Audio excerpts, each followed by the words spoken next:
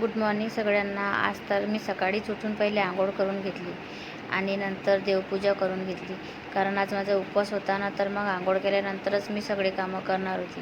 तर बघा, आता दिवा अगरबत्ती लावून घेतली आणि नंतर मी माझ्यासाठी चहा पण करून घेतला होता.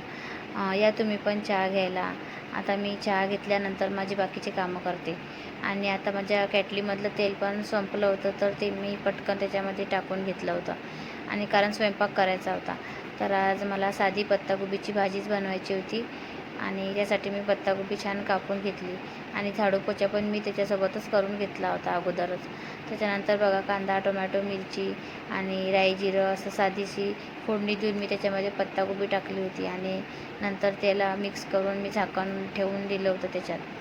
आणि नंतर रात्रीच मी डाळ आणि तांदूळ पण भिजत टाकले होते डोसे बनवण्यासाठी. तर हे भाजी शिजत होती एका साईडला आणि त्याच्यानंतर मी मिक्सरमधून हे डाळ तांदूळचं मिश्रण पण काढून घेतलं होतं. त्याच्यानंतर झाकण उघडून बघते, भाजी तर छान शिजत होती आणि त्याला पाणी पण सुटलं होतं, म्हणजे पाणी टाकायचं कामच नाही त्याच्यामध्ये. आणि छान तेलामधली अशी भाजी केली ना, तर छान लागते चपातीसोबत. आणि तिकडे एका साईडला मी चपात्या पण पीठ भिजवून ठेवलं होतं चपात्याचं. त्याच्यानंतर माझ्या लेकरांना एवढी घाई की तेव्हाच्या तेव्हाच मला त्यांना डोसे पण बनवायला लावले. आणि थोडे कडक झाले होते, पण छान खाल्ले त्यांनी. आणि नंतर रात्री साबुदाणा पण मी भिजत टाकला होता, तर त्याची मला खीर बनवायची होती ना आज पौर्णिमेसाठी. त्याच्यासाठी मी आज साबुदाण्याची खीर बनवत आहे. आणि आज पौर्णिमा होती, त्याच्यासाठी काही ना काही गोड मला बनवायचंच होतं. त्याच्यासाठी मी साबुदाण्याची खीर बनवली.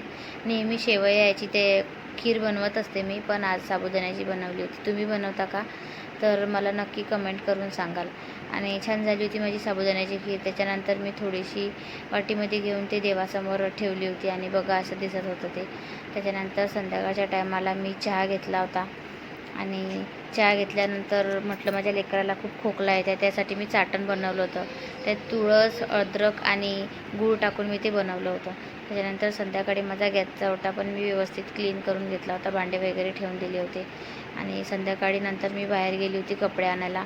आज बाहेरच्याच दोरीवर कपडे वाळत टाकले होते, कारण आतमध्ये टाकले ना तर कपडे बिलकुल वाळतच नाही. त्याच्यामुळे मी कपडे घेऊन आली आणि नंतर संध्याकाळी त्याला माझ्या शौर्याला गार्डनमध्ये घेऊन गेली होती खेळायला. बरेच दिवस झाले आम्ही गेलोच नाही होतो आणि तो छान खेळत होता.